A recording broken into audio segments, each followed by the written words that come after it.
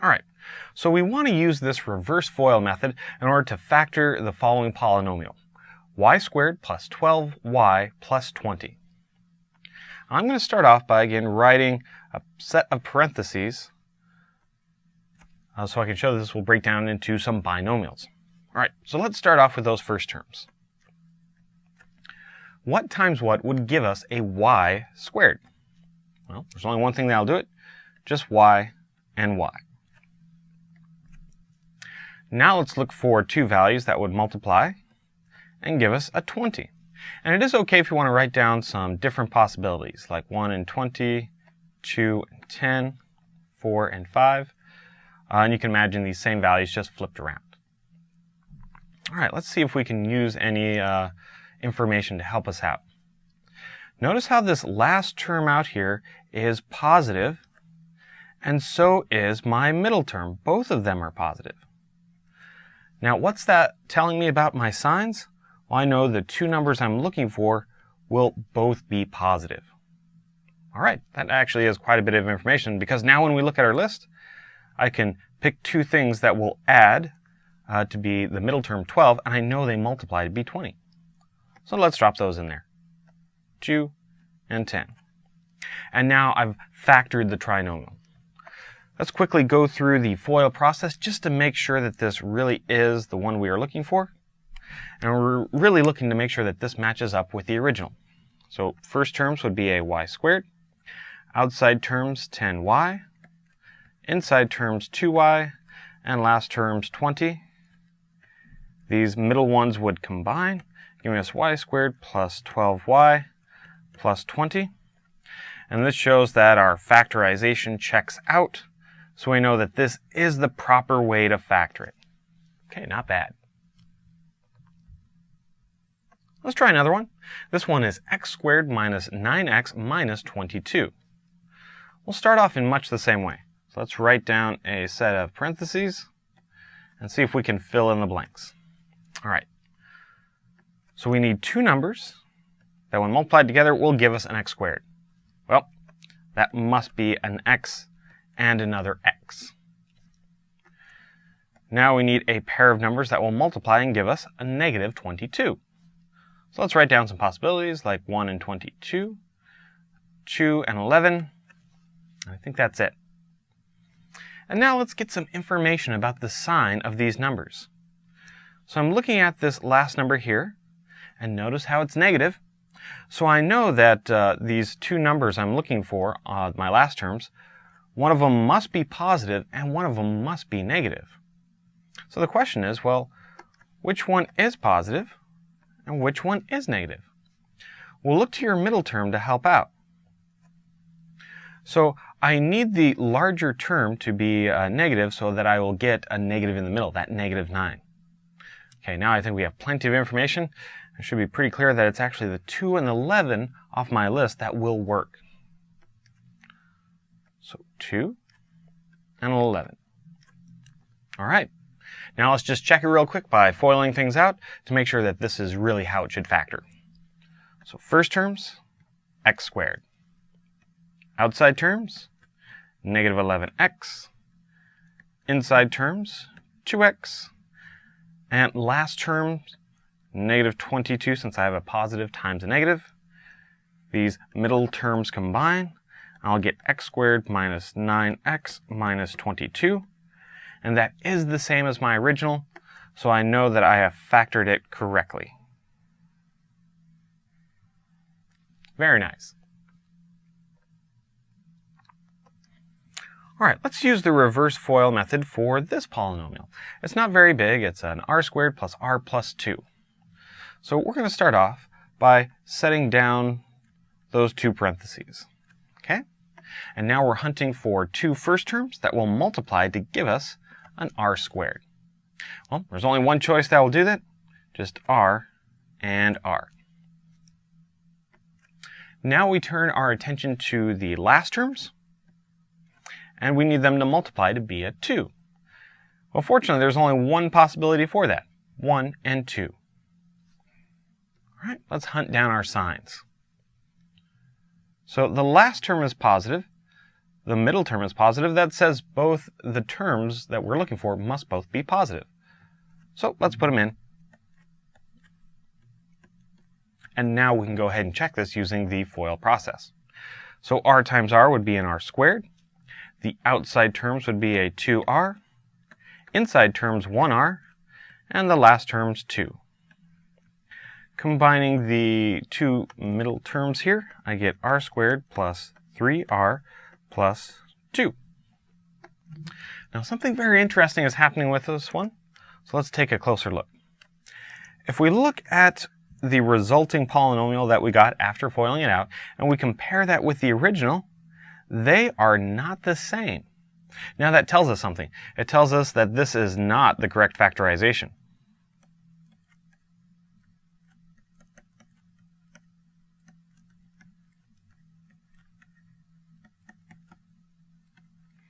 Now, if this is not how it should be factored, then what other possibilities do we have?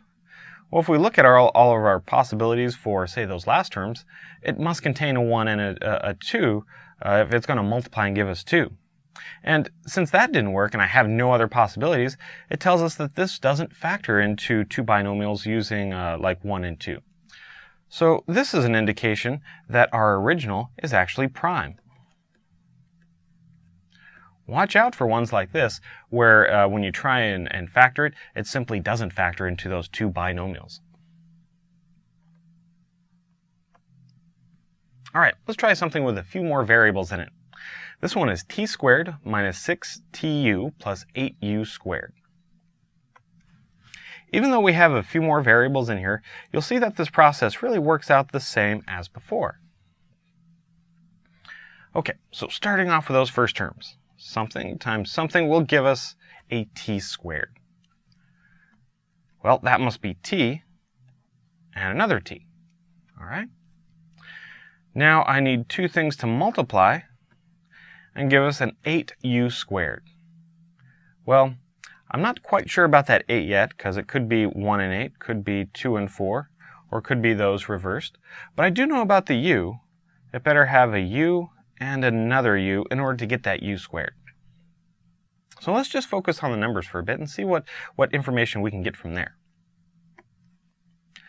Looking at the sign of my last term, it is positive, but my middle term is negative. So the information I'm getting from there is that both of my numbers I'm looking for must both be negative.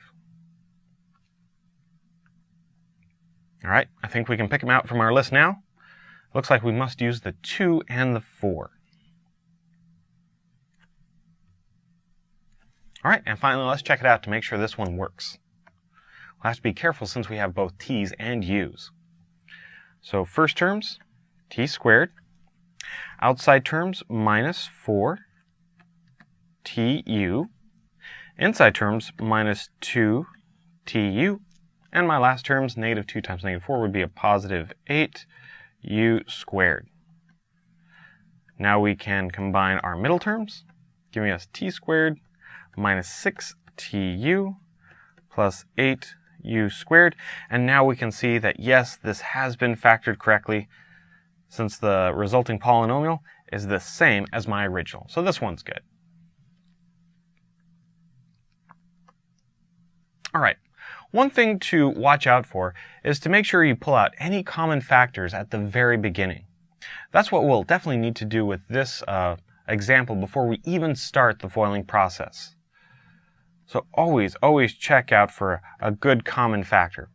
This is also a really good idea because it could potentially make your numbers smaller so that you don't have to think of as many possibilities.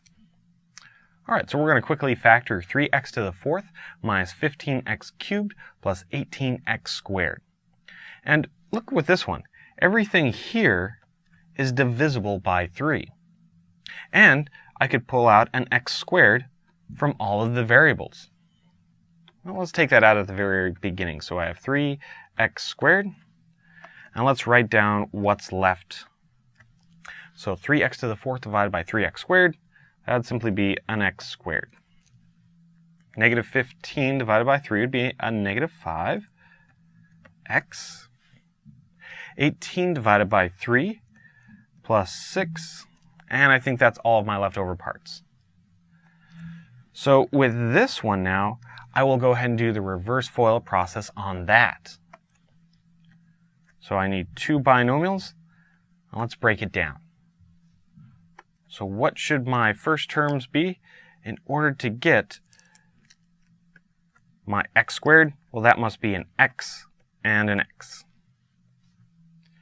And now I have to look at my last terms, and they multiply together to give us a 6. So 1 and 6, possibly 2 and 3. But you can use the signs to really help you out. The last term is positive, the middle term is negative, so both of these will be negative. All right, so it looks like I need to use that 2 and the 3.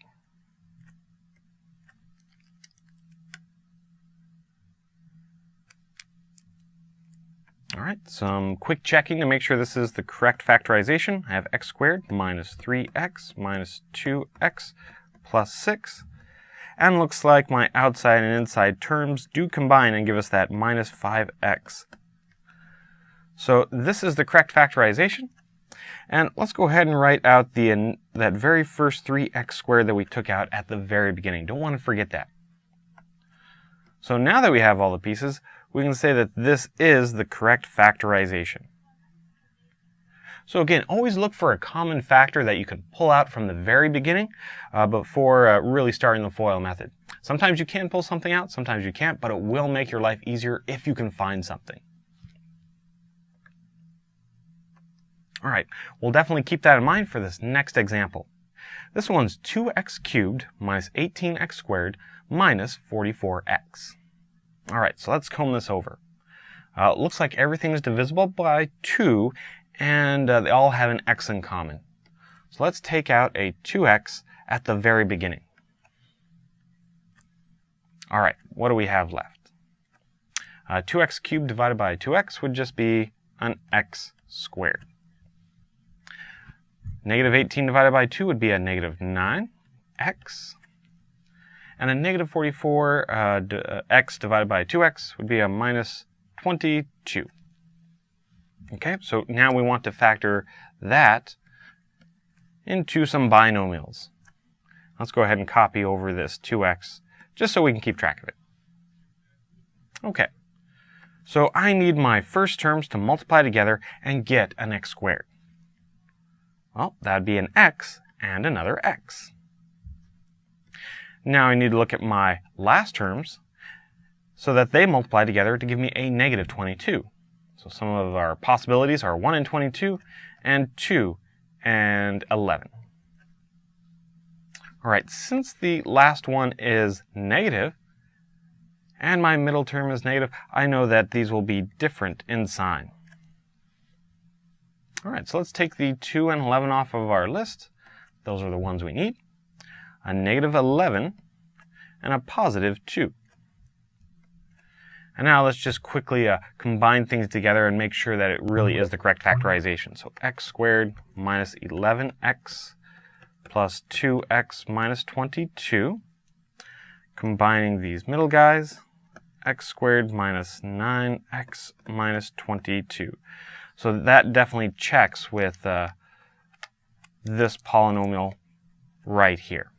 Now, if you want to go ahead and put in the 2x as well, this will take you back all the way to the original one. Remember to use your distribution property so you can see how that will work out. 2x cubed minus 18x squared minus 44x. And sure enough, that is the same as the original. So everything checks out. I know that this is the correct factorization for our polynomial. Now, just a few things. Make sure that when you're using this method, always check for a common factor to pull it out. Make sure you set down your first terms and then your last terms. And definitely check those signs to help you eliminate some of your possibilities. Thank you.